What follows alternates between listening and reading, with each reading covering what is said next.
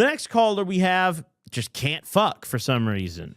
He can't get laid. I couldn't tell you why. His cock doesn't work. He's a loser. I don't know why. Listen, I had a homie like this in high school. My friends had to take him to one of those Asian tuggy spots, and he had to fuck the girl there to lose his V card. But, I mean, that's still, at least he got it done. Let's hear what this guy's situation is. Yo, what's up, Gobby?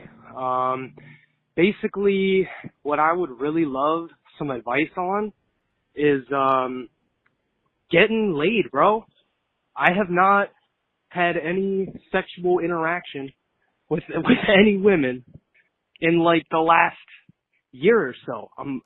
A year's not even like that bad. I know people with far longer dry streaks than a year. This guy's got to be young. A year's not that bad. Struggling, bro. So I just want to know if you've got any advice for me.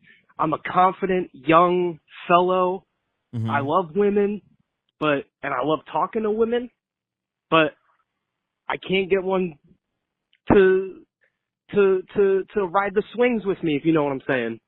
That's my own little metaphor. Anyway. It's tough nowadays, man. Let me tell you something. I bet back in the day, and like when our parents were out there, dude, in like the fucking 80s and shit, they could just go to the bar and fuck, dude. Now these hoes are on Tinder, dude. These hoes are on Bumble. They got 500 motherfuckers on their line, dude. They can pick and choose whatever. Cream of the crop. Okay, back in the day, no, they had 5 choices, bro. It was the bartender, 3 fat fucking truck drivers who walked in at 4 p.m., or me. And my odds are looking pretty fucking good there. But nowadays, I'm in trouble, dude. The internet's a thing. Let's call this guy.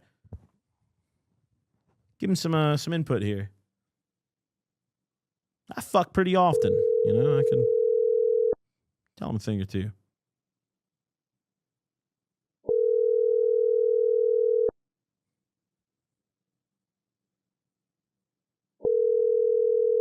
I hope he's getting laid. That's the only reason I'd accept him not answering right now. I pray to God he's getting laid right now. It's still ringing, though. Let's go. Your call has... And voicemail. Yeah, if he's not getting laid right now, I'm going to be pissed. I'm just going to say it right now, okay? That's the only scenario. Next up on this call-in list, we have someone who was committing some PPP loan fraud. And let's just take a look at what this entails. Hey, Gabi. I was calling in today to tell you about the time that me and my girlfriend convinced a bunch of people to do the PPP loan and got like 3 people in trouble with the IRS, and they were never able to prove it was us, and it's still kind of ongoing, but it was like... Genius. It's still ongoing is really synonymous with I should call in and talk about it. Yeah, that's perfect. 80,000, 100,000 in total we made in like 2 months off of it, and it was pretty illegal. Yeah, I mean, listen, dude, the government's going to come collect no matter what. They're going to take a long time to do it, but they're going to come and they're going to get it. And the PPP loans, I mean, everyone and their great grandpappy was taking those out, dude. Everybody. I knew quite a few people. This is something also, this is far from the first call we've gotten about this topic. I mean, a lot of people were capitalizing on the system because during COVID, they were not really verifying any info. I mean, you could register fucking Big Balls LLC and just get a 25 rack loan wired to your personal bank account with like no questions asked. And it seems like now they're going back and they're being like, hey, so Big Balls LLC, do they really have any employees? Now they're asking us questions about that. Let's call the PPP loan scammer, dude. COVID was a crazy time to live in America. They were handing out loans to everyone who had a business for free. You can call a lawyer and register a business today in 20 minutes and get a loan. That's how easy it was back then. Your call has been forwarded to an automated... Bro denies the call. It rings 3.5 times and he denies the call. Do you know how sick to my fucking stomach that makes me? Do you know how much that pisses me off? The next person that does that, I'm reading their phone number out loud, dude. All right, so next up, on this list. Oh, we have some wonderful ones today. All of these have been wonderful today, but in particular, we have some relationship issues coming back in, which oh man, I don't even know which one of these to play. Let's go ahead and listen into this guy who went on a vacation to Japan, met a girl there. They seem to have fallen in love, and now he wants to move to Japan. But there's a bit of an issue with that plan. Let's listen in.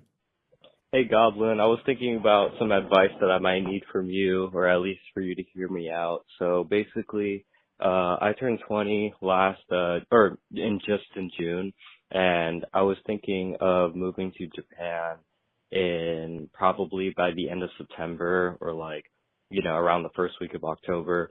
The reason for this is because last year I went to Japan for the first time and I met a girl. And, we kicked it off pretty well, and we ended up going to New York together afterwards. And It's been since January since I've seen her last, but she lives in Japan. It's a long time, bro. 7 months since you've seen Shorty. And she really wants me to come live with her in Japan as well. But the thing is, I only have like $1K saved up, and I was thinking I could sell my car and sell whatever else I have here. But I mean, if you're moving to fucking Japan, yeah, you probably got to sell your whip, buddy. Like that's you. Either way, there's no way you're shipping that car over there and dealing with the import fees and getting it ready. There's just no way. Your car's probably left-hand drive too. No, fuck off. One thing is that she is trying to be a flight attendant in a different country, like near Japan. And raw dogged by the pilot. And if she gets hired, she's basically going to go and do that. And obviously I'm not going to go with her because, my goal is to go to Japan, but I can't really do that without her because it would be much easier since she's already a resident there.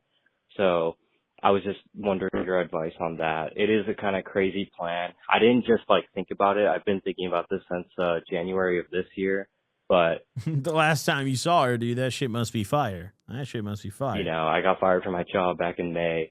And I haven't been saving up much, so that's basically it. And I just want your advice on that. I recently just got a job too. I start tomorrow, but if I do actually go through with this plan, then I'm going to be quitting by the end of September. So I don't really know what to do. I want to go, but I also kind of want to stay. I don't fucking know. But this guy sounds like he's really fallen for this girl.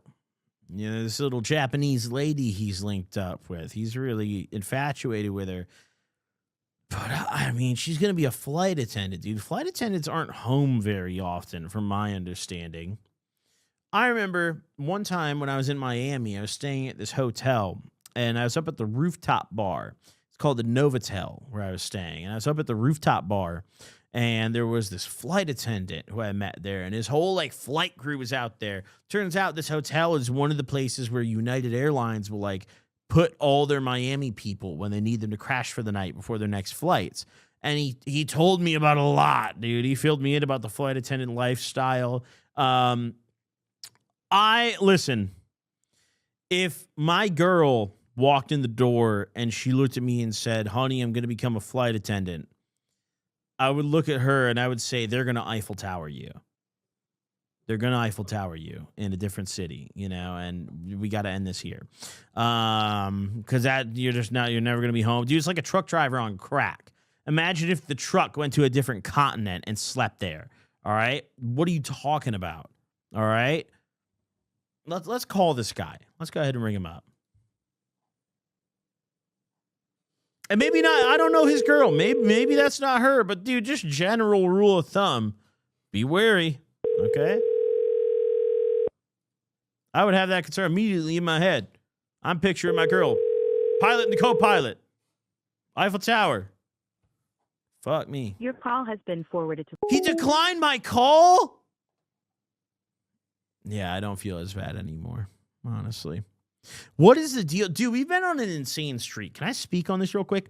We have been on an unbelievable roll of people picking up their calls, which I greatly appreciate. You guys come prepared. You guys remember to save my number so you recognize it when I call you back, and I love that. And then today, we have some delinquents. We have some degenerates who call in and don't really mean it. That's okay, though.